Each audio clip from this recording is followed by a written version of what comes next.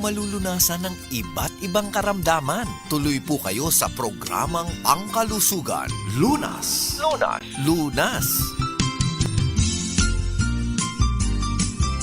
Thank God it's Friday at isang oras na talakayan tungkol sa ating kalusugan, pangangalaga po sa ating katawan at pag-iwas sa iba't ibang karamdaman. Welcome na po sa programang Lunas sa DZRH at RHTV. Makakasama po Elanie Bensal in this evening. Sasamahan po tayo live sa studio ng ating nurse, naturopathic practitioner, and of course, representative po ng Inner Power. Walang iba kung hindi si Sir Arnold Decena Duco. Good evening, Doc. Kumusta? Yes, good evening, Luzon, Visayas at Mindanao. Magandang gabi sa iyo.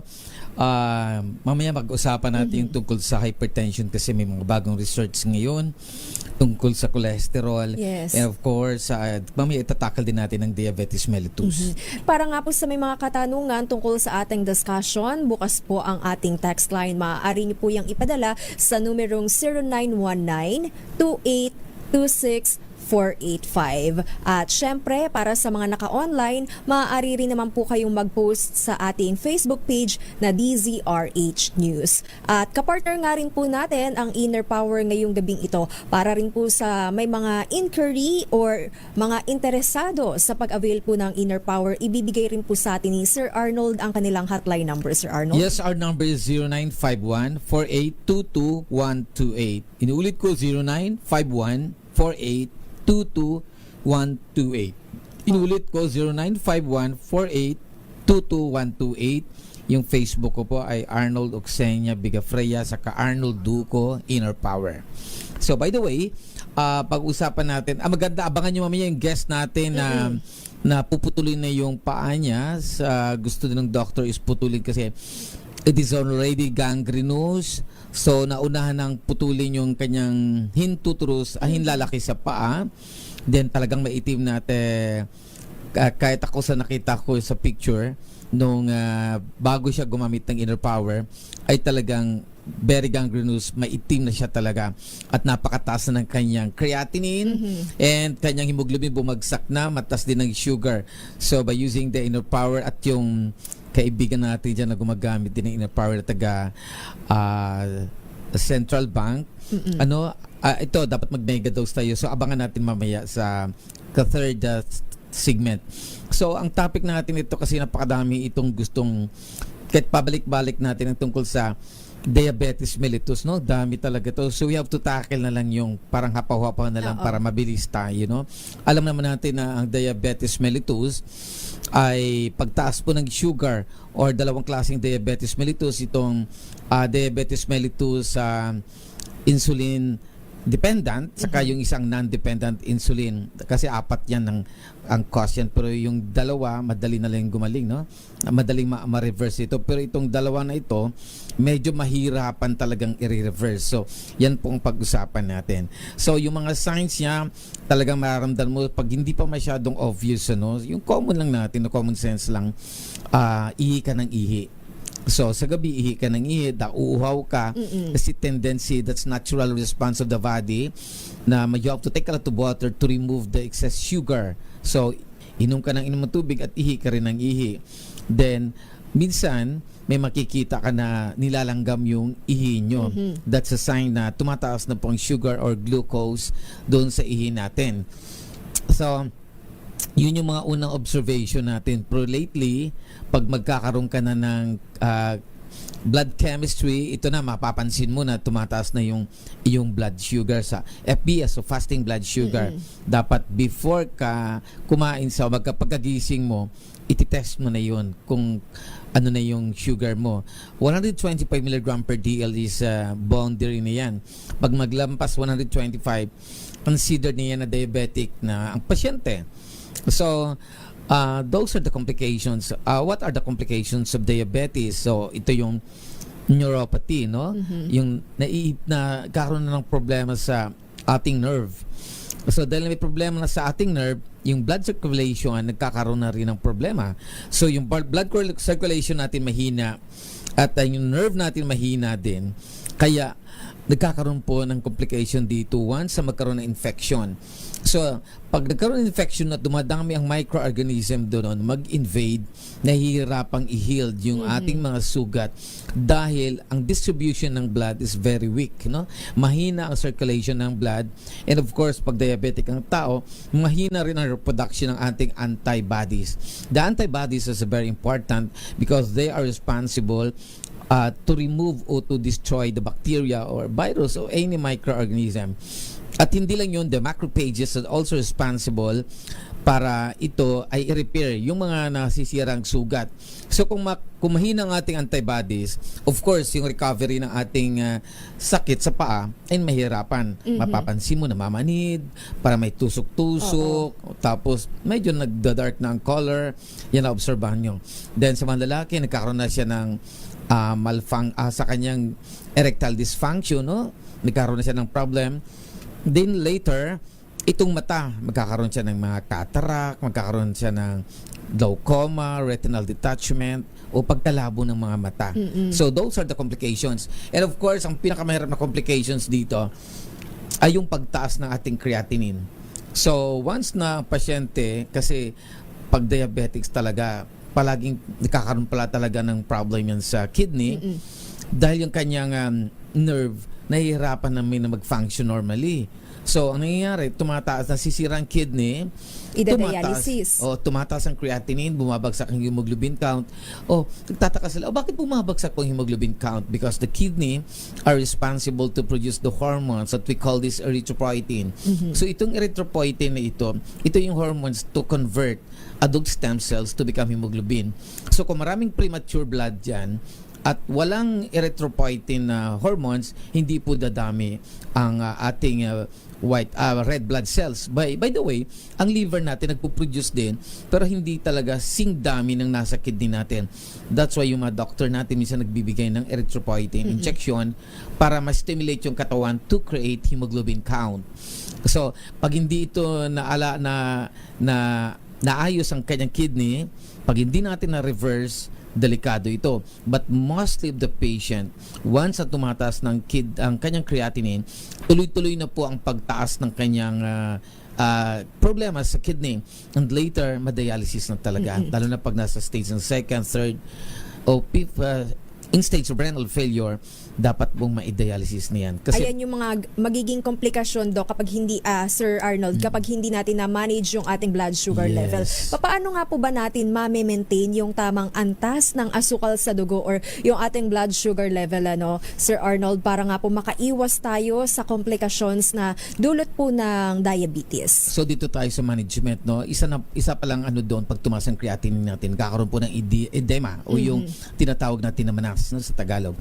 So, dito tayo sa management, no? Actually, the doctor will give you para sa insulin diabetes mellitus na dependent sa insulin. Of course, insulin na ibibigay. Sa non-dependent naman, maraming mga drugs yun. Pero, pag nag-uumpisa pa lang ang pagtaas, sabi natin, nasa 130, yung sugar, mag-start ka ng mag-ayos ng iyong katawan, no? So, dito natin gagawin ng mga natural na gagawin para hindi natin mapapataas. Number 1, you have to remove the food which is especially mga processed, no? Huwag po tayong kumain ng mga matatamis, mga soft drinks, energy drinks, lahat po na juice ay huwag na natin kainin. Lalo na pag sa supermarket na bibili, those are only artificial drinks, hindi yan natural. Kung gusto yung uminom naman ng natural na juices, mga prutas na lang. Yes, exactly. Totoong prutas, kalamansi, lemon, oranges, everything na tunay, papaya juice, yun ang gagawin nyo. You have to remove the all processed food. Bakit natin i-remove, no? Kasi sa pag-remove ng mga processed food, ni-remove mo na rin yung mga chemicals na in-intake natin. Inunurish po natin ang ating gut or GUT. So, what is GUT? Ito yung part ng ating digestive system. So, actually, napakalaking role at one of the most important organ ang ating digestive tract. Dahil dito po nanggagaling lahat ng nutrients para manurish ang ating mga organs. Kasi once hindi natin manurish ang mga organs natin, complications may happen. So tulad ng halimbawa, kain ka ng mga chichirya, kain ka ng mga processed food. posible po masira ang inyong pancreas. Magkakaroon ng maraming kulumpun doon ng mga taba-taba doon sa organ na yan that may cause diabetes mellitus, no?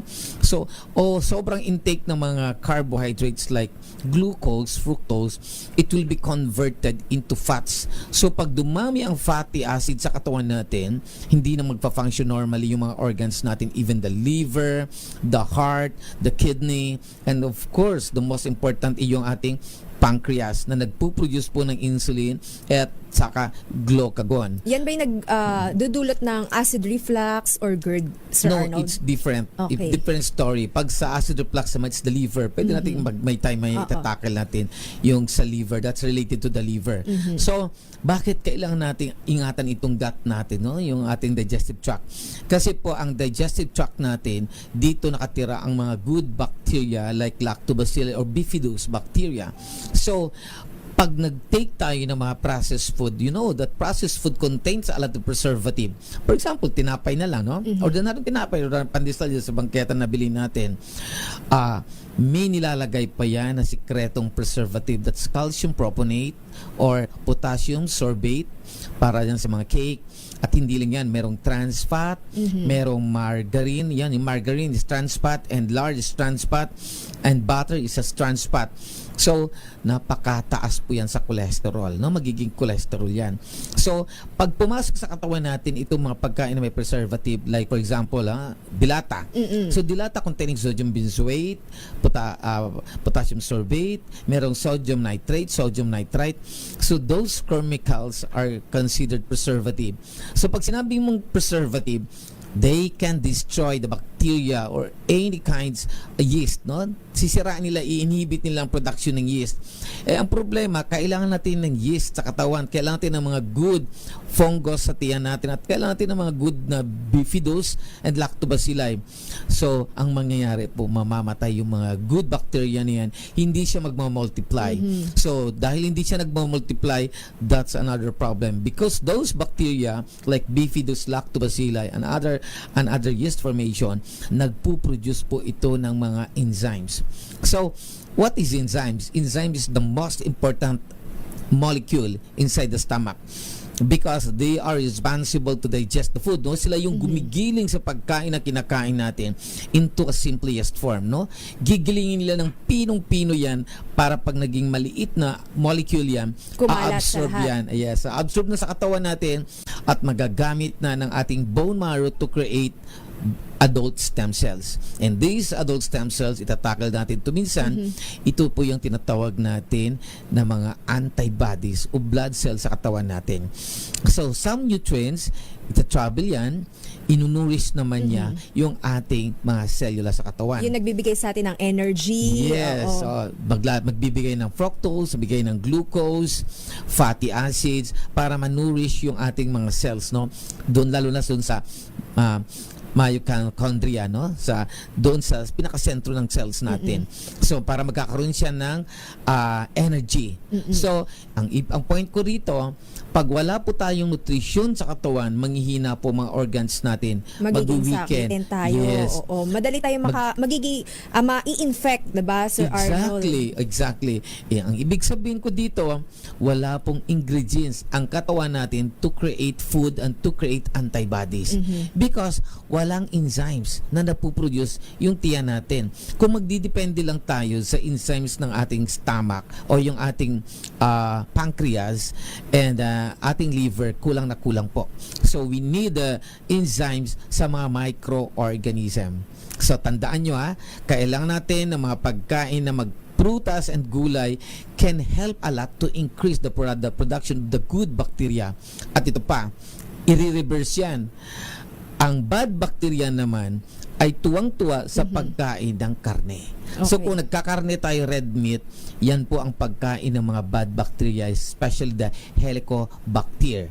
So, Okay. pag dumami yung Helicobacter, masama po sa katawan natin. Ayan ba yung mga nagdudulot na ng hypertension and mataas na kolesterol? Cancer usually talaga. Oo. Okay. So, ang pagtaas naman ng cholesterol, ito yung mga trans fat. Number one, yan yung margarine, lards, butter, saturated fats. So, those molecule are responsible to increase the production of your ating cholesterol, no, the bad and the good. Mamaya itatakal natin kung may time pa tayo. Oo. So, meanwhile, Sir Arnold, aabangan nila yung mai-interview nating kababayan na nakaranas nga po ng karamdaman at nakasubok na nga rin po ng inner power kung papaano nga rin po ba ito nakatulong sa kanyang kalusugan. Yan po ang ating aalamin maya-maya. Meanwhile, ang ating text line para nga po sa may mga katanungan 0919-2826-485 at aalamin rin po natin kung papaano nga po ba ang tamang pag-take ng inner power sa ating pagbabalik. Dito pa rin po sa programang Lunas sa DZRH at RHTV. Ang oras na yan ay hatid sa inyo ng Maliit ang budget sa announcement. Malaki ang budget sa produkto. Champion, tapat po sa inyo.